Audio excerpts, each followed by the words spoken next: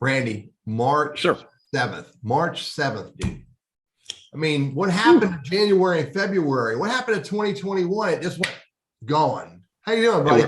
Yeah, I'm good, man. We're coming up on 2 years of COVID-ness. Yeah, and we're coming up on our 2-year anniversary, and I want to talk about that in a little bit. Yeah, we're going to talk about that. And also our 100th show is just around the corner, so we'll cover that too. But Randy Wooden with Goodwill Industries of Northwest North Carolina. I run our professional center and have since, well, they hired me to start it back in 2012. So it's still the first and still the only, as far as we can tell anyway, the only standalone professional center for a Goodwill across the country. So if you're a job hunter, whether you're here locally or watching us across the galaxy, reach out to me. We're free. You can find me on LinkedIn. I'm happy to help. Again, we're free. We work by appointment. And so again, you may know somebody, if not yourself, you may know somebody that's having some challenges or just really wants to, kind of a quick look over, just make sure you're doing all the right things. So Teddy, who are you and what's going on in your world these days? Randy, nice shirt, by the way. I like this shirt. Man, I pulled it off this morning. My wife said, wear something bright today. You're always wearing that gray shirt lately. So I you had your smart sweater on a while ago. So that did that work? It didn't help. So. It didn't take. Hey, for those who don't know me, I'm Teddy Burriss. Not only am I a LinkedIn strategist, but also a Google Workplace strategist, teaching LinkedIn as a business tool and teaching Google Workplace as a business tool. Mm-hmm. I'm having a blast doing this. 1.5 billion people, 1.5 billion are using Gmail. And so I figured I need to go help them. But every now and then, Randy and I get together and we do a Monday show where we share some tips and stories and some tidbits that can help people. But this is a promo for our big Wednesday show, which will tell you who our special guest is coming up here soon. So, but Randy, before we go further, what's the tidbits you have, man? Always doing my homework, Teddy, that my crack research staff of one, that'd be me, endless, exhaustive research. Anyway, come up with birthdays and fun things that happened on this date. So I'm a Patriots fan. I'm a football fan. But if you're a Steelers fan, you will recognize these names. 2 Hall of Famers born in the state, Franco Harris and Lynn Swann. Oh, man. Tell you, back in the day, I mean, we had Bradshaw, you had just a whole host of Hall of Fame. That was a loaded team. 4 Super Bowls. And again, a lot of talent to go around there. On this date in history, Bloody Sunday. Now, some of us may only know the U2 song, Bloody Sunday. But there was a Bloody Sunday, and it was back in the 60s. It was back in 65 in Alabama, Civil Rights March. Many of us know of John Lewis, congressman, but civil rights leader. He was beaten up pretty badly, and as were a number of other ones, hence the word bloody. But again, one of the civil rights era marches that ended, let's just say, not well for many folks. But on kind of a different note, on a kind of a different note, a guy whose name I can't pronounce, but I'm going to try. His name is Roald, R-O-A-L-D. His last name is Amundsen, A-M-U-N-D-S-E-N. In 1912, any idea what this dude did? Roald? Yeah, everybody knows what Roald did. Tell us what he did, Randy. He stumbled over the South Pole. Oh, that had to be one heck of a party. It had to hurt. It was cold too. As I recall, it was cold that day, but anyway, he discovered the South Pole. It said in the reading I did that he apparently encountered it late the year prior, but officially discovered it in 2012. I don't know. Do we do much down there? He lost his car keys, had to go back and get them. Apparently. But you stop and think about it now between Google and all the satellites going around and everything else. I mean, you would think that pretty much anything to be found has been found. Mm-hmm. And it hasn't. I mean, still in some of the forests and the jungles and such, you're finding these tribes or animals, the species we didn't know about. But the South Pole's pretty big landmass. Yeah. It's just hiding out. But anyway, so that's it. I got a quick story for you, Teddy. And it's one of these things I'll probably talk next week also. And that is, we're coming up on our 100th show on Wednesday. We'll have a fellow named John Chapman, who and unfortunately I won't be here. That's my Leadership Winston Day. But I just wanted to kind of think back, and I've said this several times about the show. We started this thing just on a whim, just because we got sent home and such. And I've said many, many times over the last couple of years that it's kind of like a lunch and learn for us, where we get to kind of pick the topic, the speaker, and we get to ask the questions, and nobody's going to test us at the end to see if we were paying attention. But my point is, we've learned, we talk about lifelong learning and being open to hearing new ideas and such. And so there's that, but it's also fun. And I think, unfortunately, a lot of folks, learning is a necessity. And I think a lot of it's in our approach and how we view things. It's an opportunity to learn. It can be fun. We can laugh along the way and still learn things. We don't have to be so serious all the time and with their head buried.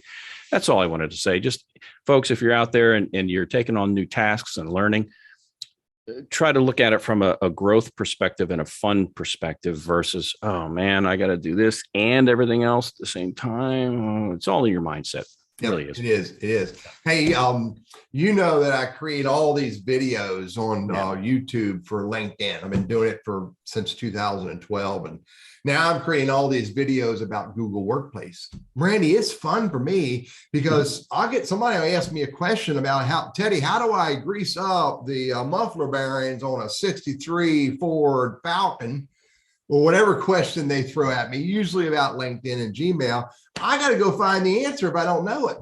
So I'm like, oh my gosh, I can do that. Just today, Randy, I learned something new about Google Forms. I'm like, oh my God, this is great. It's going to save me tons of time. And anyway, good stuff. Keep learning, and along the way, you're going to get better and you'll enjoy it. So, hey, here's my story. And again, this is less of a story and more of a plea. We have our anniversary show coming up in about 5 weeks. Randy and I could pick a topic, but we'd rather have you, our audience, be a part of this show. What we would like to have is we would like for you to tell us who was the best special guest ever. What did you learn from them, and possibly how did that conversation help you? We would love for our audience, 650,000 people who have been to this show. Okay, divide by 1,000. 650,000 people have showed up on this show over the last 2 years. We'd love to hear who was the special guest that you liked the most. What did they tell you that was the most interesting or useful to you, and were they able to help you? So if you want to participate in our anniversary show coming up April 13th, I think, then drop me or Randy an email and let us know that information so we can include you and or your conversation in the show. So that's my story / plea for the day, Randy. Yeah, we've had a lot of guests. We've had several guests on multiple times, including Mike Fenley this past week. Again, we're always looking for topics too. So if you know somebody that might have an interesting topic, perhaps, and be open to coming on and talking about it, we'd like to talk to them first and see if it makes sense. So all good. So who's our guest this week? John Chapman, a good buddy of mine out of Greensboro, North Carolina. He works for UNCG's Bryan School. He teaches a sales professionalism class there. And John's going to come. He's going to add more to the conversation we've had over the last couple of years, where we talked about sales and salespeople and being a sales professional. John's going to bring a conversation about the journey of becoming a sales professional. The journey of becoming a sales dude. And John's a good guy, really good, engaging, fun person to listen to. He's been around. He's done a lot of sales training. So it'll be a great show coming up on the 9th, which is this coming Wednesday. Yeah. And I think too, also for job hunters, I mean, let's face it, it's a sales process. You're selling yourself and the value you can bring to a company. And so because a lot of people say, sales, I don't want to do that. Whatever. But the skills needed to convey ideas and add value and listening, a lot of that stuff is applicable to job hunters. So, hey, you got a tip. And if I let me beat this drum. I I'm beating the same drum, Teddy, that I usually beat once a month. Why do you beat that drum so hard, Randy? Because nobody listens. Nobody listens. It's this. Your phone. If I call your phone, I expect to hear your voice. I don't want to hear you've reached 336. Blah, blah, blah. I don't want to hear that automated stuff because I may have dialed the wrong number. Again, I'm not that smart. I also don't want to hear the mailbox is full. Oops. And so I want to hear your voice. I want to hear your name. So I know I've reached the right person. By the same token, when you call my number, especially if you're calling from your work number where you have a direct dial number, but the number that shows up in the missed call or whatever is the main number. Yeah. And you just, worst case, you say, hey, this is Joe. Joe, I don't know who Joe is. He's not in my phone book. He's a client of mine, that kind of a thing. So make sure that when you leave your phone number in the message you're leaving, say it slowly, say it twice. Don't leave a 2-minute message and then race at the very end to say your phone number. Repeat it. Maybe even repeat your name if it's confusing. And I've had that happen several. I write down the wrong name and I want to get your name right. It's not because I don't care. I've tried to listen 3 or 4 times and I can't understand it. Yeah. So take the time to do things right. Keep in mind, if you're a job hunter, this may be one of the first times you engage with a potential employer. You'd like to make a good first impression. Yeah. Yeah. On we go. And boom goes the dynamite. Hey, shoot. I want to hear it. And boom goes the dynamite. One more time. Uh-oh. Uh-oh.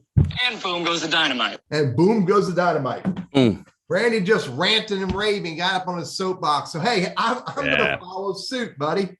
All right. But I'm going to play off the conversation that Mike Fenley dropped with us last week. Okay. And I got a phone call this morning from a lady named Amy Jackson who works for Experian. She said she works in the debt risk elimination department for FCRA compliant, and she wanted to help me get set up to reduce my debt. And so I listened to her and she rambled so fast. She was clearly didn't want me to know who she is. So I'm playing off of Mike's conversation from last week about all the fools out there who are trying to get between you and your money or you and any other asset you have. Listen carefully to what they're saying and believe that most of the people who call you who don't know you, most of the people who call you who don't know you are probably up to no good. And so I asked Amy Jackson of Experian for my name, and she didn't know. I got your social security number here, but they won't give us all your information. You have my social, but you don't have my name. Listen to what these fools are up to, because more often than not, they ain't up to good. So I think you're right, Teddy. You know, it's and I posted this on LinkedIn when I promoted the show from last week. Yeah.